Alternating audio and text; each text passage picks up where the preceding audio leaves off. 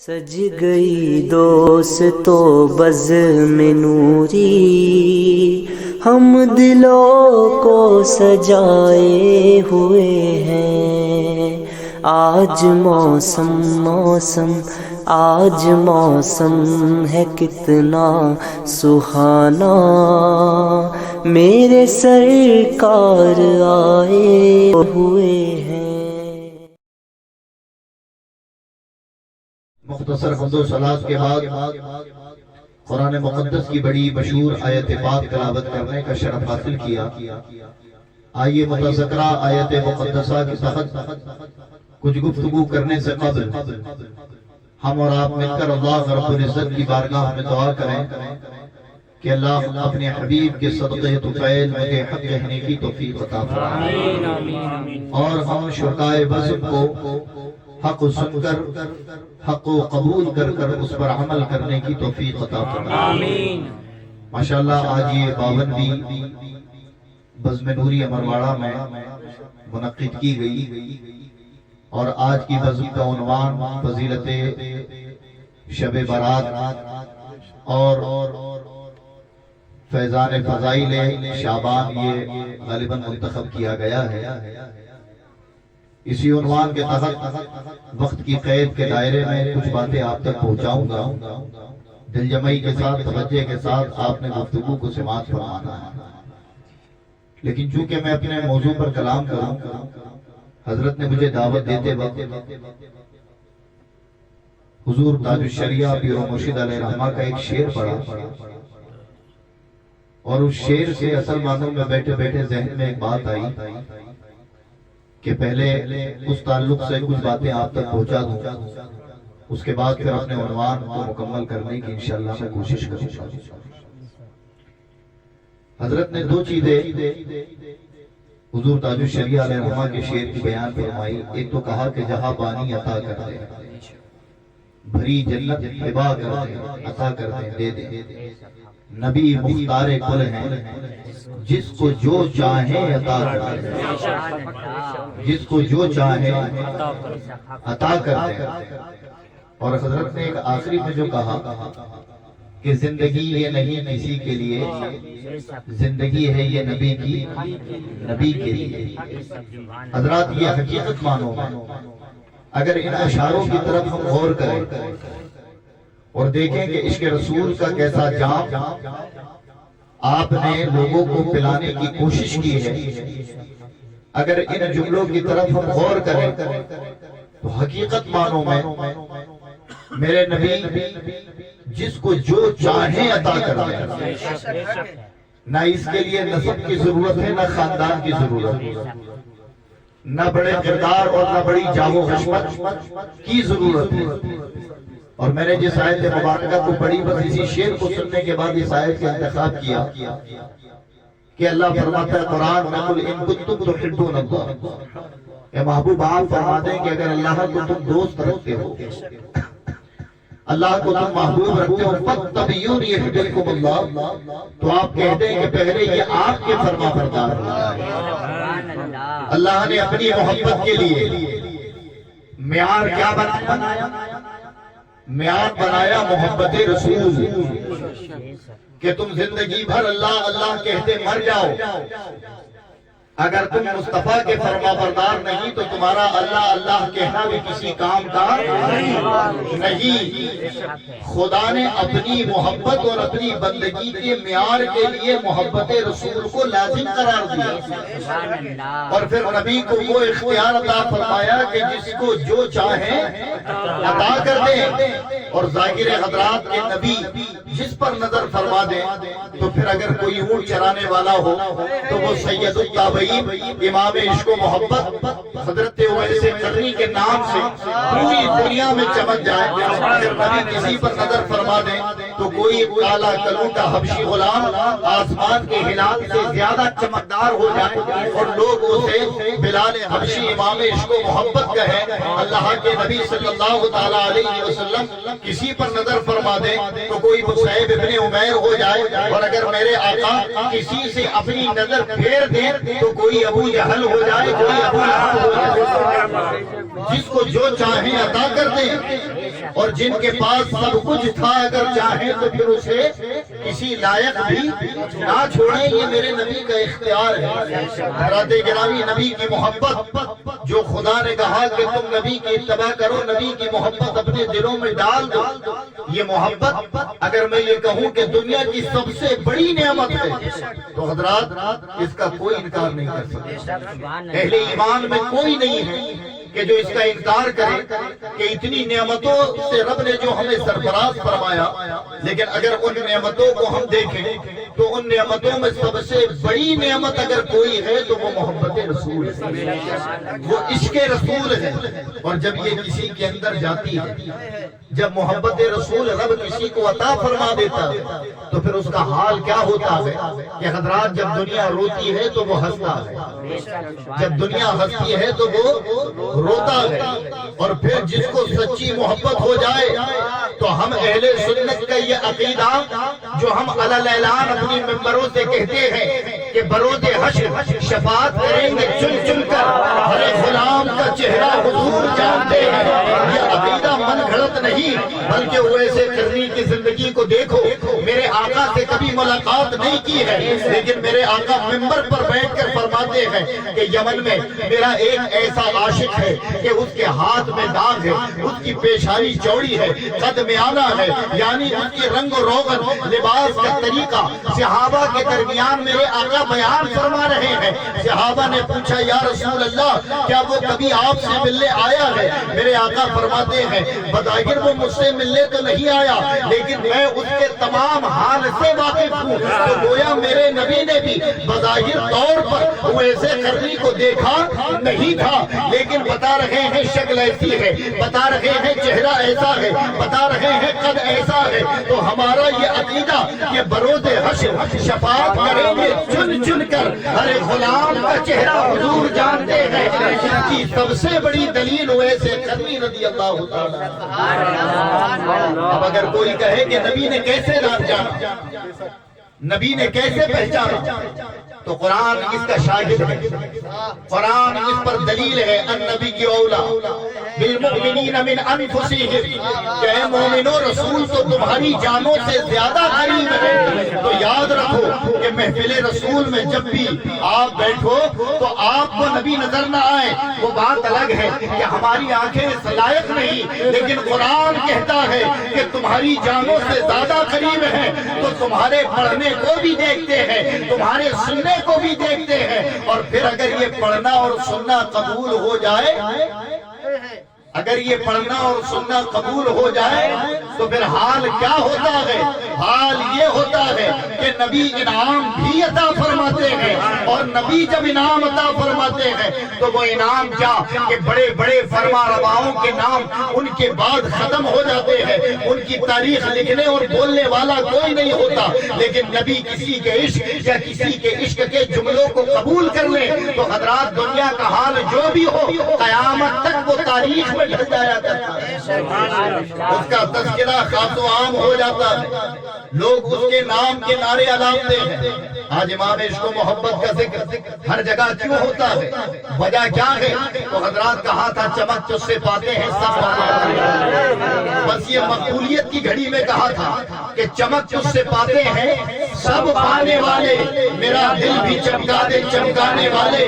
تو جب یہ جملے قبول ہوئے تو پھر چمک دیکھو کہ آپ تو چمکے ہی چمکے، آپ کے بعد آپ کی نسلیں چمک رہی ہے، اور انشاءاللہ خاندان قیامت تک چمکے گا، اس لیے کہ یہ چمک کسی اور نے نہیں، مدینے والے آقا نے عطا فرمائی۔ سمجھ آئی؟ عشق مصطفیٰ اسی لیے بڑی قیمتی نعمت ہے۔ جب میرے آقا ذکر کر رہے ہیں حضرت ویسے کرنی کا تو جہاں بانی عطا کرتے ہیں یہ ذہن میں رکھنا، یہ ذہن میں رکھنا کہ کیا کیا میرے نبی عطا کرتے ہیں۔ ممبر پر میرے آقا ذکر کر رہے ہیں کس کا؟ صحابی نہیں ہے، تابعی، نبی کا دیدار نہیں کیا، نبی سے بتا کے ملاقات، ہاں نبی کا زمانہ پایا لیکن نبی سے ملاقات نہیں ہوئی۔ میرے آقا ممبر پر ذکر کرتے ہیں تو صحابہ نے پوچھا یا رسول اللہ کیا ہم میں کوئی ان سے مل پائے گا؟ اب یہ عقیدہ صحابہ کا تھا کہ اگر نبی کہہ دے کہ ملو گے تو ملو گے، اور اگر نبی کہہ دے کہ نہیں تو پھر کوئی نہیں مل سکتا۔ اس لیے کہ صحابہ قرآن کو پڑھ کر اپنے عقیدے کو تقویت دیتے تھے، اور قرآن میں نبی کی زبان کے لیے اللہ کہتا ہے وَمَا يَنطِقُ عَنِ الْهَوَىٰ إِنْ هُوَ إِلَّا وَحْيٌ يُوحَىٰ، میرا محبوب اپنی طرف سے کچھ نہیں کہتا، یہ جب بھی کہتا ہے مرضی رب سے کہتا ہے۔ تو اب صحابہ نے پوچھا تو میرے آقا یہ بھی فرماتے ہیں، شباہت تو بتا دی کہ ایسے ایسے دکھتے ہیں، لیکن نشاندہی فرمائی تو کس کی؟ کہا ہاں تم میں سے کوئی نہیں، لیکن ہاں عمر و علی تم ضرور ان سے ملنا۔ کیا فرمایا؟ عمر و علی تم ان سے ضرور ملنا، تمہاری ملاقات ہوگی، اور ملاقات ہوگی تو نبی کیا عطا کرتے ہیں یہ دیکھیں۔ نبی نے عطا کیا کیا؟ فرمایا جب تم ان سے ملنا تو پہلے تو میرا سلام عرض کرنا۔ خدا جس نبی پر سلام بھیجے، ملائکہ کو شریک کر لے، ایمان والوں کو حکم دے دے، بتاؤ عاشق رسول کا مقام یہ ہوتا ہے کہ اگر عشق کی معراج ہو جائے، عشق بارگاہ مصطفیٰ میں قبول ہو جائے، تو نبی اپنے عاشق کے لیے سلام پہنچا رہے ہیں اور کہتے تم ان سے ملنا اور سلام کہنا۔ اپنا پہلا دیا تھا، اپنا جبہ مبارک، کہا جب ان سے ملو تو تحفے میں میرا یہ لباس انہیں دے دینا، یہ میرا جبہ انہیں دے دینا۔ اور میرے آقا ذکر کہا کر رہے ہیں مدینے میں صحابہ کے درمیان اپنے ایک عاشق کا ذکر فرما رہے ہیں۔ میرے آقا تو بظاہر دنیا سے چلے گئے، حضرت ابوبکر کا دور خلافت ختم ہوا، عمر ابن خطاب منصب خلافت پر بیٹھے، اور جب آپ کا خلافت کا دور تھا تو حضرت عمر کون ہے؟ یہ آدھی دنیا پر بادشاہت کرنے والے ہیں، جن کے دور خلافت میں آدھی دنیا میں اسلام کا پرچم بلند ہو چکا تھا، کئی ممالک آپ نے فتح کر لیے تھے، جاؤ حشمت اور دبدبے اور رعب کا عالم یہ تھا کہ شیطان اگر کسی راستے سے آتا ہوتا اور حضرت عمر کو دیکھ لیتا تو وہ راستہ بدل لیا کرتا تھا۔ آپ کا رعب اور دبدبہ یہ تھا کہ جب آپ نے ایمان لایا تھا تو اعلان اعلان کہا تھا اے مکہ والو آؤ، اب عمر نے کلمہ پڑھ لیا ہے، کوئی جو نبی کو اذیت پہنچائے۔ جب صحن کعبہ میں میرے آقا نماز پڑھ رہے ہیں تو تلوار لے کر حضرت عمر کہتے تھے آؤ کوئی مسلمانوں کو نماز پڑھنے سے روکو، آؤ جو اپنے بچوں کو یتیم اور بیویوں کو بیوہ کرانا چاہتا ہے مسلمانوں کو نماز پڑھنے سے روکے۔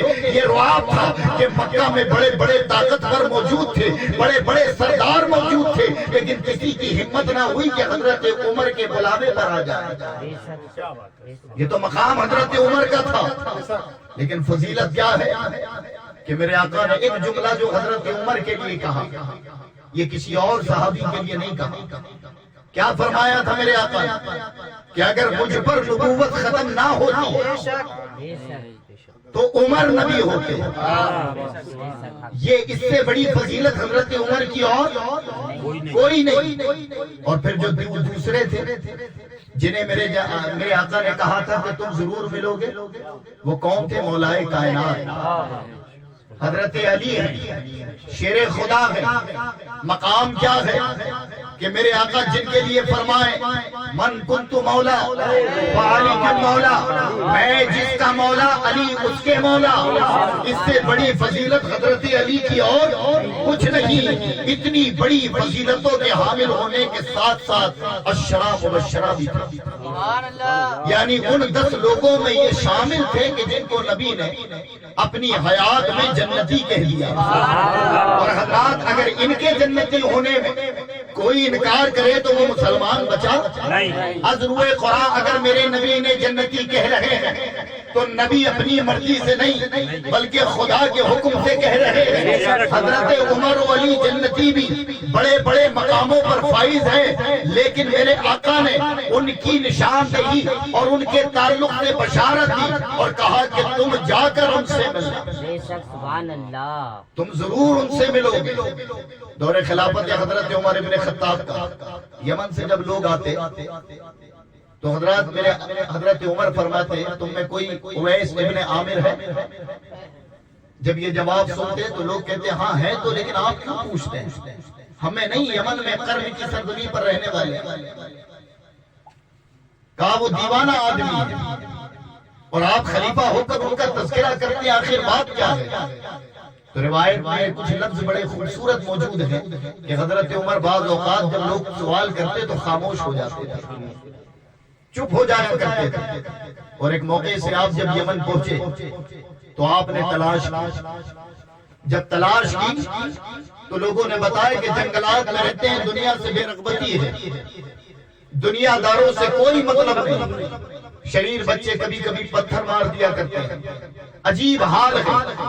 حضرت عمر و علی نے جب یہ سنا تو کہا یہی تو ہے جس کی بشارت میرے نبی نے دی تھی۔ پہنچ گئے اس جگہ، آپ مصروف عبادت تھے، نظر پڑی تو دیکھا کہ وہی شواہد جو مصطفیٰ نے بیان فرمائی، اور جب قریب گئے سلام عرض کیا، کہا آپ کا نام اویس ہے؟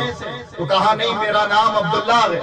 یہ اللہ والے اپنے نام کو بھی چھپاتے ہیں، لیکن جب انہوں نے ظاہر کیا کہ میں عمر ہوں اور مولا علی نے فرمایا میں علی ہوں، تو حضرات سوچیں اگر آج ہماری آنکھوں کے سامنے ہمارا پیر آ جائے تو ہمارے قدم زمین پر نہیں ٹکتے، لیکن کسی عاشق کے سامنے وہ آ جائے جس نے مصطفیٰ کو اپنی آنکھوں سے دیکھا ہو، تو بتائیں اس کے عشق کا حال کیا ہوگا؟ یہ کوئی خطیب نہ اپنی خطابت میں بیان کر سکتا ہے، نہ کوئی مصنف اس لمحے کو قلم بند کر سکتا ہے۔ بس یہ سن لے کہ اس وقت حضرت اویس کا جو حال ہوگا یہ وہ کوئی نہیں بیان کر سکتا۔ حضرت اویس کرنی نے دیکھا، سلام و کلام ہوا، پھر میرے آقا کا وہ پیرہن عطا کر میرے آقا کی ایک وصیت اور بھی تھی، اور فرمایا جب انہیں تم یہ دینا تو کہنا میری امت کے لیے دعا کریں۔ کیا فرمایا؟ میری امت کے لیے دعا کریں۔ یہ بتانے کا مقصد واقعہ نہیں تھا، یہ بتانے کا مقصد یہ تھا کہ سنیں وہ اللہ کے ولی ہیں، وہ صحابی نہیں ہیں، تابعی ہیں۔ جانے والے کون ہیں ایک تابعی کی زیارت کے لیے؟ ایک ولی کی زیارت کے لیے جانے والے مولائے کائنات ہیں، عمر ابن خطاب ہیں۔ پہنچانے والے کون ہیں؟ خود امام الانبیاء مختار کائنات ہیں۔ تو ہمیں اور ہمارے عقیدے کو تقویت یہ ملی کہ اگر آج ہم اللہ والوں کے دربار میں جاتے ہیں تو دربار میں پہنچانے کی رغبت دلانا مصطفیٰ کی سنت ہے، اور اللہ والوں کے دربار میں جانا یہ مولا کائنات کی سنت ہے۔ اور پھر حضرات گرامی ان کا مقام تو یہ تھا، یہ دل میں کہہ سکتے تھے کہ ہماری شان کیا کم ہے کہ ہم کسی کے پاس جائیں، لیکن چونکہ نبی کے عاشقوں کا مقام بتانا تھا کہ جو نبی کا عاشق ہو جائے وقت کا بڑے سے بڑا فرما روا بھی اس کی بارگاہ میں حاضر ہوتا ہے۔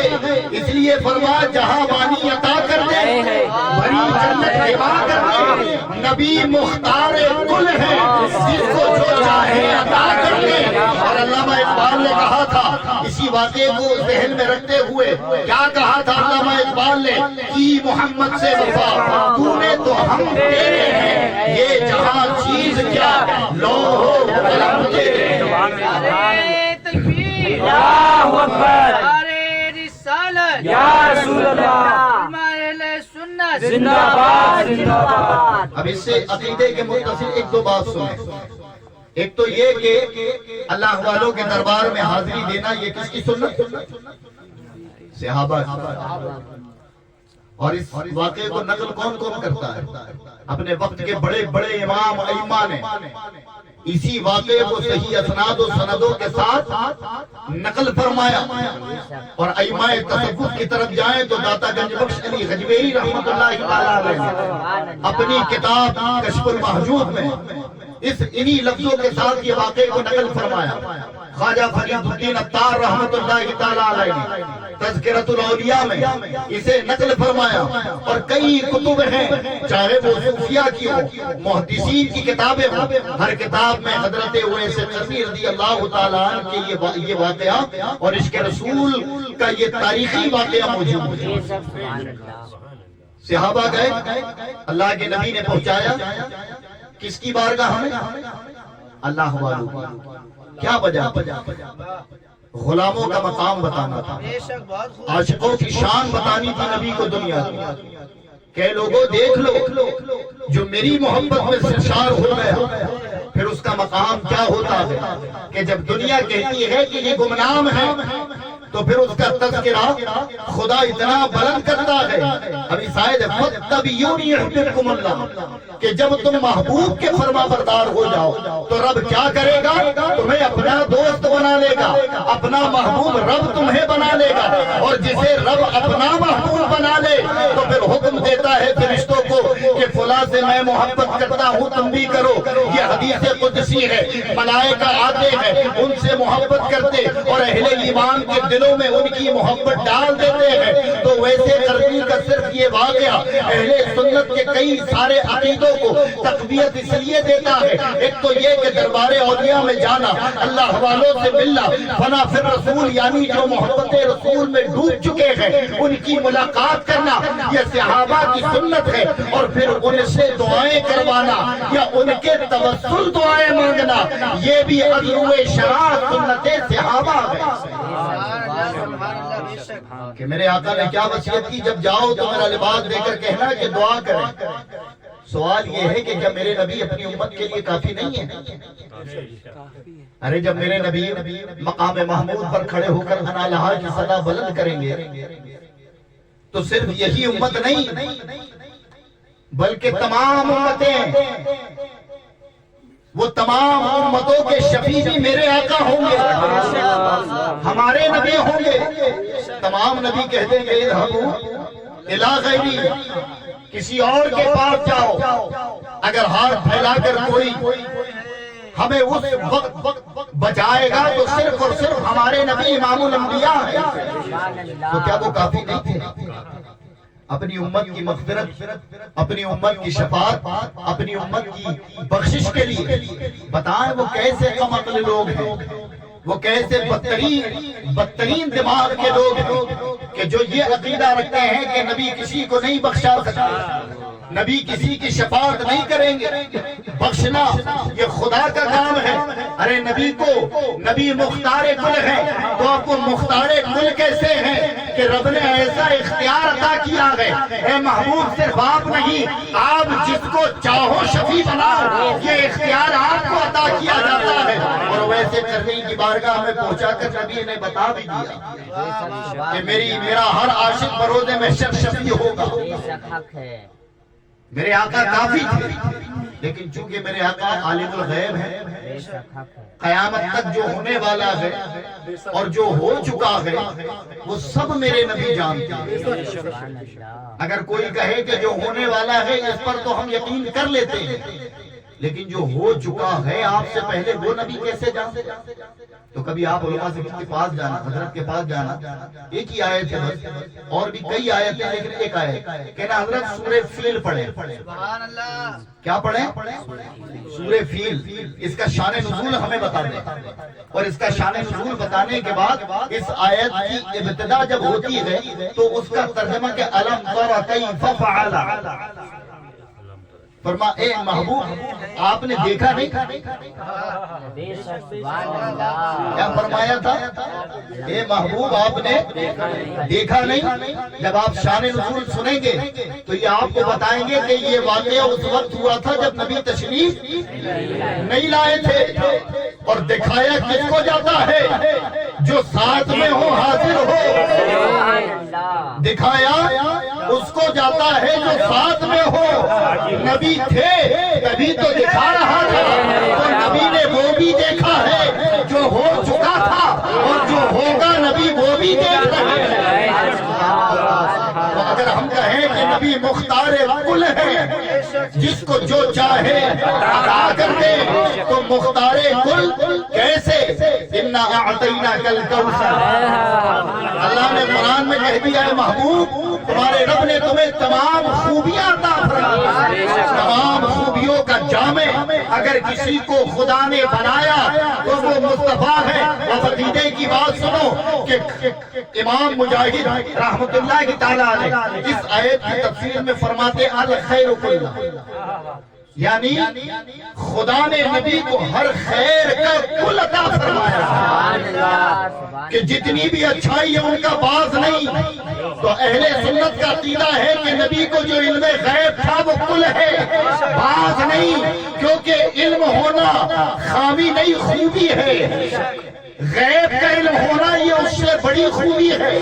اور مجاہد علیہ رحمہ فرماتے الخیر کلہ کہ کل خوبیاں عطا فرمائی ہے. تو ظاہر ہے کہ علم غیب بعض نہیں، کل علم غیب ہے. اور اگر کوئی کل کو نہ مانے تو وہ قرآن کا منکر ہے اور کسی چیز کا نہیں. سمجھ آئی؟ تو میرے نبی دیکھتے تھے 1400 سال پہلے یہ دور دیکھ رہے تھے کہ اس دور میں لوگ ہو جائیں گے جو کہیں گے وسیلہ شرک ہے. یہ بزرگوں سے تم مانگتے ہو، ان کا توسل لگاتے ہو، ان کی بارگاہوں میں دعاؤں کے لیے جاتے ہو. تو حضرات میرے نبی نے اسی لیے کہا کہ بھیجوں اتنے مضبوط لوگوں کو کہ جب یہ چلے جائیں تو پھر انکار کی گنجائش بھی ختم ہو جائے. اس لیے چاہتے کسی اور صحابی کو بھیج دے، لیکن جانتے تھے کہ جب دور بڑھے گا تو میرے ان عاشقوں کا تذکرہ ہوگا، ان کی شانیں بیان ہوں گی. اور جب ان کے تعلق سے کوئی حوالہ دے دے کہ یہ اللہ والوں کے دربار میں گئے ہیں تو عاشق تو سمجھ جائے گا، منکر سر کھجاتا رہے گا. اور یہ ہوا ہے کہ عاشق سمجھ گئے، منکروں کے سمجھ ابھی بھی نہیں آئی. یہ اللہ کے نبی کو علم تھا، اسی لیے بھیجا. اللہ والوں کے دربار میں جانا یہ عضو شرع ناجائز و حرام عمل نہیں، بلکہ یہ تو صحابہ کی سنت ہے. اور کسی کو اللہ والے کے دربار میں پہنچانا یہ مصطفیٰ کی سنت ہے. جیسے سن لو، جیسے تم لوگ جو کر رہے ہو بیٹھے ہو، یہ کس کی سنت پر عمل ہے؟ یہ نبی کی سنت پر. میں جو کر رہا ہوں یہ صحابہ کی سنت ہے کہ حضرت حسان شاعر تھے، سننے والے مصطفیٰ تھے، تو نعتیں سننا یہ خود مصطفیٰ کی سنت ہے، اور نعت پڑھنا یہ صحابی حضرت حسان کی سنت ہے.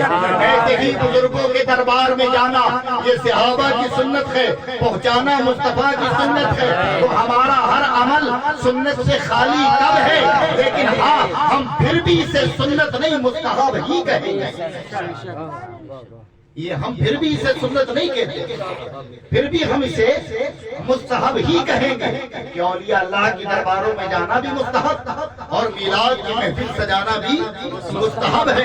یہ تو بتانا تھا کہ ہم نے ان مستحبوں کو بھی کوئی کمزور دلیلوں سے اخذ نہیں کیا، بلکہ ہمارے پاس مضبوط دلیلیں ہیں، اور ان مضبوط دلیلوں کے بعد بھی ہم انہیں سنت یا لازم نہیں قرار دے مستحب کہتے ہیں. یہ عقیدہ ہے. جب ایسا عقیدہ پیش کرو گے تو حقیقت مانوں میں جو عام طور پر ہمارے نوجوان گمراہیت کے شکار ہو جاتے ہیں وہ راہ ہدایت پر آئیں گے. انہیں سمجھ آئے گا کہ اصل مانوں میں ہمارے اکابروں کا طریقہ کیا تھا.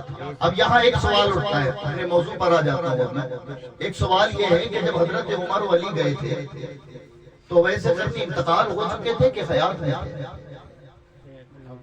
حیات میں تھے نا، حیات میں تھے. آج غیر مقلد اہل حدیث جو اپنے آپ کو وہابی کہتے ہیں وہ یہ کہتے ہیں کہ ہم کب انکار کرتے ہیں اللہ والوں سے ملنے کا، لیکن ہمارا کہنے کا مقصد حیات میں ہے کہ جیتے جی ملو. اگر کوئی اللہ والا حیات میں ہے تو ملو. ہمارا شکوہ، ہماری لڑائی بعد الوفات ہے جو تم انتقال کے بعد قبروں پر جاتے ہو.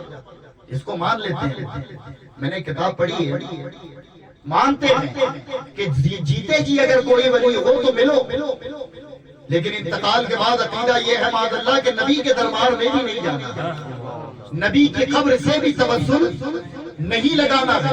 سنیں جب خدا دین لیتا ہے تو عقلیں چھین لیتا ہے. حضرت اویس حیات میں تھے، ہم نے حجت بنا کر پیش کر دیا. اب کسی نے کہا کہ ہاں تم جو دلیل پیش کر رہے ہو تو حضرت اویس حیات میں تھے. حضرت عمر و علی جو پہنچے ہیں تو حضرت اویس کی حیات میں پہنچے ہیں. تم اولیاء اللہ کی بارگاہ میں جو جاتے ہو تو ان کی حیات میں نہیں بعد الوفات جاتے ہو. تو سنو اب میرے آقا نے کیسے مومنوں کی حیات کو ثابت کیا. میرے آقا فرماتے ہیں جب کبھی بھی تم قبرستان جاؤ تو جا کر کہو السلام علیکم یا اہل القبور. فرمایا یا رسول اللہ یہ مر چکے ہیں، پھر انہیں سلامتی کی ضرورت کیا ہے؟ تو کہا وہ تمہارا سلام سنتے بھی ہیں اور جواب بھی دیتے ہیں. یہ کن کے لیے کہا؟ عام مومنوں کے لیے. یہ کن کے لیے؟ عام مومنوں کے لیے کہا. اور پھر حضرات ہمارے یہاں یہ طریقہ ختم ہو گیا ہے. شب بارات میں حکم ہوا ہے کہ زیادہ سے زیادہ قبروں پر ہم جائیں اور یہ جانا سنت ہے. کوئی اگر کہے کہ نیا عمل یا بعض لوگ کہیں کہ شب برات کی کوئی حقیقت نہیں تو انہیں صرف یہ بتانا کہ شب برات کی حقیقت یہ کہ کئی کتب احادیث کے اندر جس میں سنن ترمذی ابن ماجہ اور دیگر کتب احادیث کے اندر شب برات کی فضیلت موجود ہے. شب بارات نہیں، یہ برات ہے. کیا ہے؟ شب برات. ابھی ہم بارات ہی کہتے ہیں، شب بارات یہ ہے شب برات. اس کی اصل موجود ہے اور اس پر جو حدیث ہے سنن ترمذی کی، وہ حدیث کیا ہے کہ سیدہ عائشہ صدیقہ رضی اللہ تعالیٰ عنہ، جو بات میں نے اس کی ہے روکی ہے ابھی، اس کو ذہن میں رکھیے. سیدہ عائشہ صدیقہ رضی اللہ تعالیٰ عنہ ایک مرتبہ رات میں بیدار ہوئی تو دیکھا کہ نبی اپنے بسترے پر نہیں ہے. تو دل میں خیال آیا کہ اچانک نبی کہاں چلے گئے. تو پیچھا کیا، تعقب کیا، دیکھا تو میرے آقا کہیں اور نہیں بلکہ جنت البقیع قبرستان میں. جنت البقیع قبرستان میں موجود ہے. سیدہ عائشہ پہنچی اور پہنچ کر کہتی ہیں کہ یا رسول اللہ اس وقت ایسے. تو میرے آقا فرماتے اے عائشہ تم کیوں؟ تو حضرت عائشہ فرماتی یا رسول اللہ میرے دل میں خیال یہ آیا کہ کہیں آپ کسی اور زوجہ یعنی اور بیوی کے پاس تو نہیں چلے گئے. تو میرے آقا فرماتے ہیں کہ اے عائشہ کیا تمہیں یہ لگتا ہے کہ اللہ اور اس کا رسول، جملے پر غور کریں، کیا تمہیں یہ لگتا ہے کہ اللہ اور اس کا رسول تمہارے ساتھ حق تلفی کرے؟ یہ کہہ دینا تھا کہ کیا تمہیں لگتا ہے کہ رسول تمہارے ساتھ حق تلفی کریں گے؟ لیکن میرے نبی نے کیا کہا؟ اللہ اس کا رسول تمہارے ساتھ حق تلفی کرے گا. یعنی کہنے کا مقصد یہ تھا کہ اے عائشہ یہاں میں خود نہیں آیا بلکہ میرے رب نے حکم دیا ہے کہ اٹھو اور جنت البقیع میں پہنچ جاؤ. یہ خدا کا حکم تھا. تو وہ رات کون سی تھی؟ سیدہ عائشہ فرماتی ہے وہ نصف شعبان یعنی شعبان کی 15ویں تاریخ کی شب تھی جس رات میرے آقا جنت البقیع میں موجود تھے. اور پھر کیا فرماتے ہیں کہ میرے آقا کہ مجھے حکم ہوا میں جنت البقیع قبرستان میں آئے.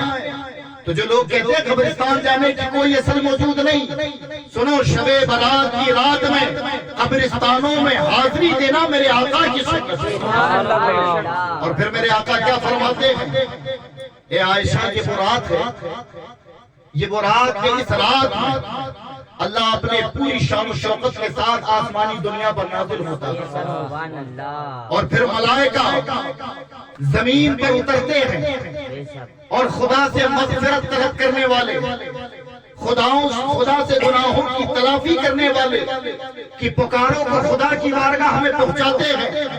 خدا اپنے دریائے رحمت اور نجات کے دروازے کو کھولتا ہے اور جو بندہ اس رات میں اللہ کی رضا کے لیے خلوص کے ساتھ اپنے گناہوں کی توبہ کرے اور اسے چاہیے کہ وہ رات جو مانگنا چاہے مانگے، رب اسے ہر وہ چیز عطا فرمائے گا جو اس رات خلوص سے اس نے رب سے مانگی ہوگی.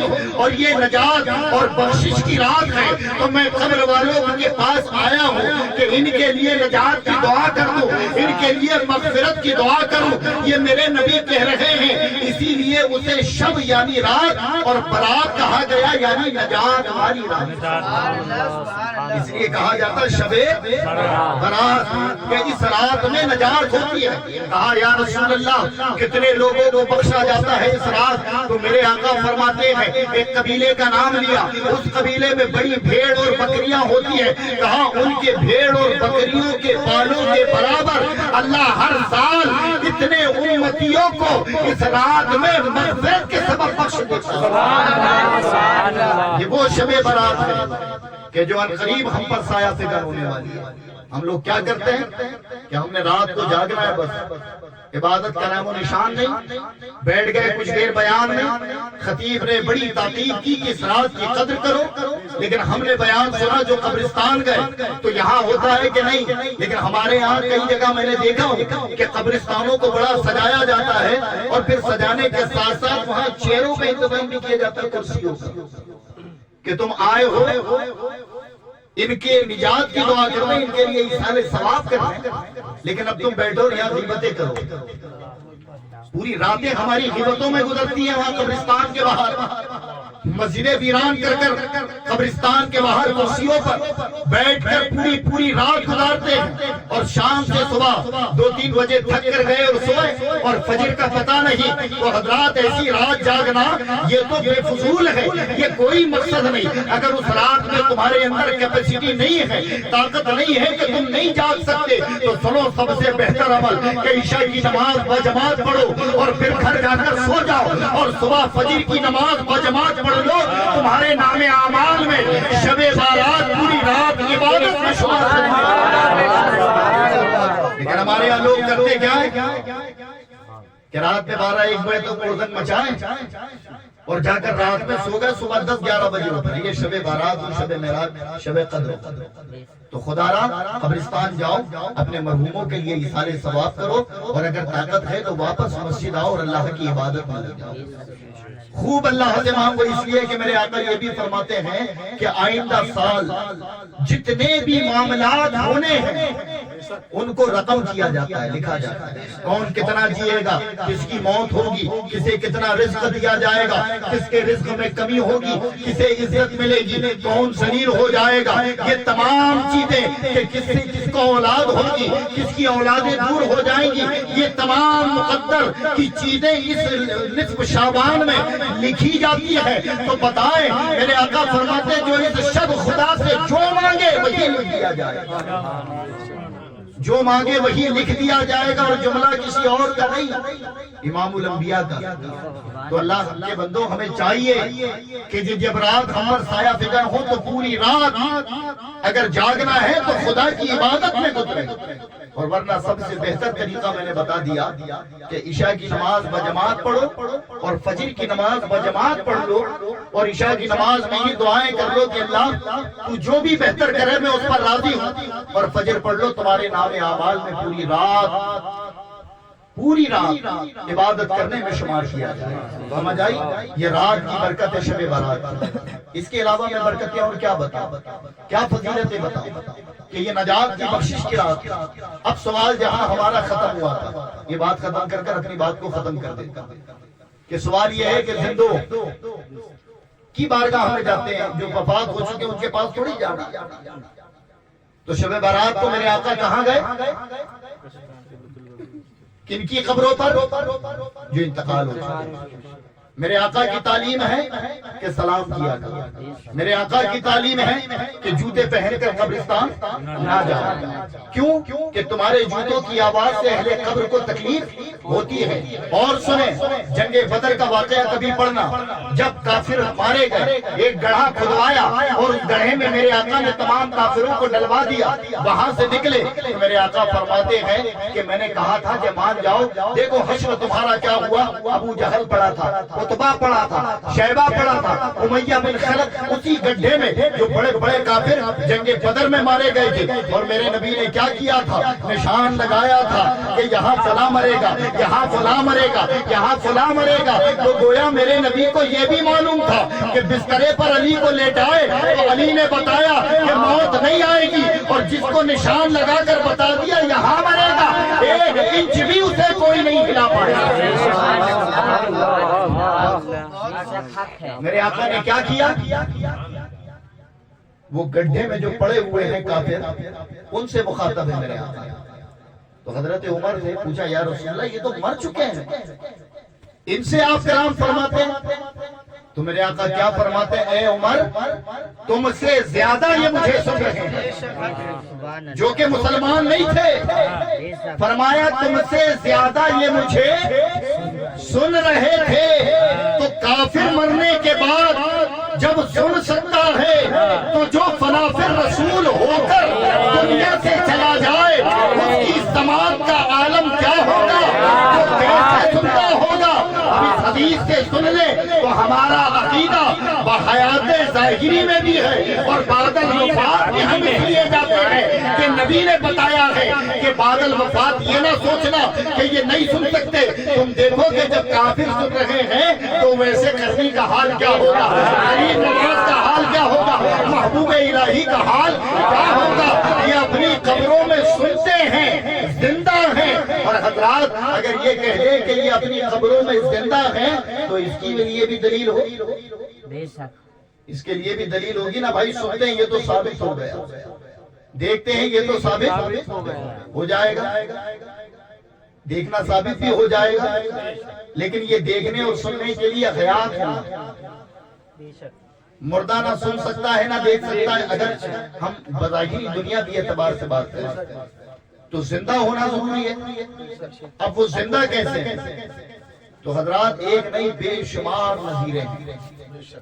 ہم نے جو یہ عقیدہ رکھا نا کہ زمین میلی نہیں ہوتی، زمین میلا نہیں ہوتا، نبی کے غلاموں کا کفن میلا نہیں ہوتا، یہ عقیدہ بھی درست ہے۔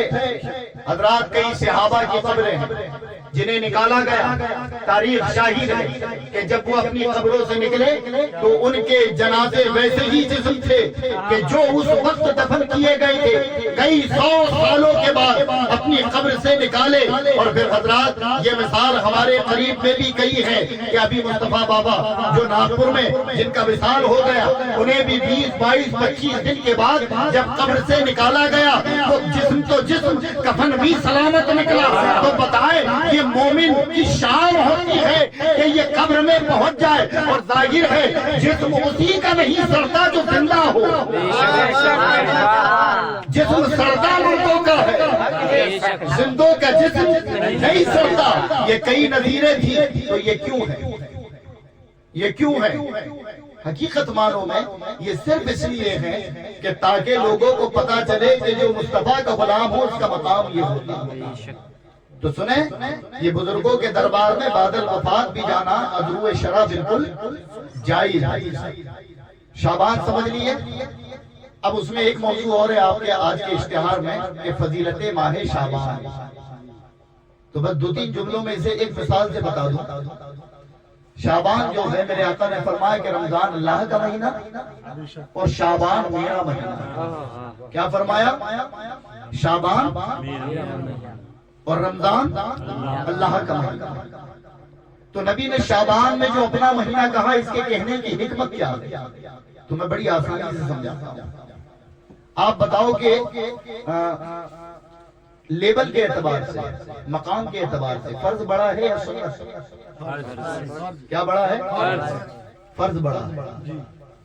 لیکن آپ وضو میں ہو، نماز میں ہو، پہلے کیا کرتے ہیں؟ پہلے کیا کرتے ہیں؟ جیسے مان لیں کہ حضرت مجھ سے مرتبے میں عمر میں بڑے ہیں، اگر ہم لوگ کہیں موجود ہیں اور آپ کو معلوم ہے کہ ان کا مقام، ان کا مرتبہ، ان کا علم، تو آپ جب بھی ملاقات کرنے کے لیے ہاتھ بڑھاتے ہیں یا قریب جاتے ہیں تو کس کے؟ مرتبے کے اعتبار سے، مرتبے کے حساب سے مانتے ہیں۔ لیکن یہاں کیوں ایسا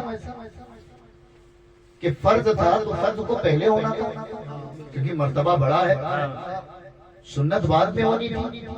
لیکن ہمارے ہاں پہلے سنت ہے ہر چیز میں اور بعد میں فرض ہے۔ وہ کیوں؟ تو حضرات فَاتَّبِعُونِ يُحْبِبْكُمُ اللَّهُ، سمجھ آئی بات؟ نہیں آئی ہوگی تمہارے؟ جو شروع میں آیت پڑھا تھا یہ اسی کا مفہوم ہے۔ فَاتَّبِعُونِ يُحْبِبْكُمُ اللَّهُ، کہ میرے بندے ہونے کے پہلے میرے محبوب کے فرما بردار بن۔ ایک یہ، دوسری چیز یہ ہے کہ سنت فرضوں کی حفاظت کرتی ہے کہ جتنی بھی غلطیاں ہوں سنتوں میں ہو جائیں۔ جب تم خدا کے دربار میں پہنچو تو صاف و ستھرے ہو جاؤ، اس لیے پہلے سنت ہے بعد میں اسی طرز پر نبی نے کہا کہ رمضان اللہ کا مہینہ، شعبان میرا مہینہ ہے، اے میرے بندو یہ پریکٹس کا مہینہ ہے، اس مہینے میں اپنے آپ کے اندر جتنی خامیاں تھی اسے دور کر لو، جیسے ہی تم رمضان کو پاؤ تو خدا کے اس مبارک مہینے کو بہتر طریقے سے گزار دو۔ اسی لیے شعبان دیا گیا کہ شعبان میں تیار ہو جاؤ، پریکٹس کر لو، اور جب ٹورنامنٹ میں جاؤ تو پھر اپنا پرفارمنس دکھاؤ۔ ظاہر ہے اب رہی ہے کہ شعبان میں تیاری نہیں کی اور رمضان میں پہنچ گئے تراویح میں اور امام صاحب نے ذرا سا لمبا پڑھ دیا تو دوسرے دن گول، گھٹنے خراب ہو گئے۔ نوجوان حقیقت میں بڑے خطرات ہیں، آج نہیں پڑھتے نوجوان، ہمارے بوڑھے حضرات کھڑے ہوتے ہیں، بزرگ پہلی سب کی رونق بن کر پوری تراویح پڑھتے ہیں، جن کے کمروں میں اور گھٹنوں میں درد ہوتا ہے، لیکن خیال یہ ہوتا ہے کہ شاید اس کے بعد نہ ملے۔ یہ خیال بزرگوں کو ہوتا ہے۔ تم کس خوش فہمی میں ہو؟ تم کس خوش فہمی میں ہو؟ کیا تمہارے سامنے جوانوں کے جنازے نہیں اٹھے؟ کیا نوجوانوں کی موتیں نہیں ہوئی؟ کہ تم نے اپنی آنکھوں سے یہ وبا کے دور میں نہیں دیکھا کہ کتنے تمہاری آنکھوں کے سامنے گئے ہیں؟ کیا اب اگر یہ رمضان کا مہینہ رب نے ہمیں عطا کیا یا شعبان دیا ہے تو یہ سوچ کر ہمیشہ کہ کاش مجھے اس کے بعد نہ ملے، اسی مہینے میں رب کو راضی کروں، تو حضرات اس کی تیاری کیا ہوگی؟ ماہ شعبان۔ اس لیے شعبان میں روزے رکھو، نفل نمازوں کی کثرت کرو، قرآن کی تلاوت کی عادت ڈالو کہ جب رمضان میں تم پہنچو تو پھر تم پر روزے اکھرے نہ۔ ہمارے نوجوان جوان لڑکے ہوتے ہیں اور حال یہ ہے کہ ان سے روزہ نہیں ہو رہا، حضرت دکان میں رہتے برداشت نہیں ہوتا۔ حضرات گرامی، تم سڑکوں اور بازاروں پہ نعرہ تو لگاتے ہو یا حسین یا حسین، کبھی تم نے دیکھا ہے کہ تم تو صرف کاروبار سے تھک جاتے ہو؟ امام علی مقام کے ہاتھ میں تو تلوار تھی، میدان میں لڑائی ہے، جنگ کا ماحول ہے، 3 دن بھوکے اور پیاسے، 3 دن بھوکے اور پیاسے ہیں، تو بتائیے کہاں سے آیا؟ تو ظاہر ہے کہ جب بندہ خدا مصطفیٰ کا عاشق ہو جائے، اس لیے فرمایا فَاتَّبِعُونِی یُحْبِبْکُمُ اللَّہ، کہ پہلے عاشق ہو جاؤ، اور عاشق کیسے؟ جب عاشق بنو تو پھر کسی کی پرواہ نہیں ہوتی، پھر جملہ کیا ہوتا ہے؟ تمہیں جانا، تمہیں مانا، نہ رکھا غیر سے کام۔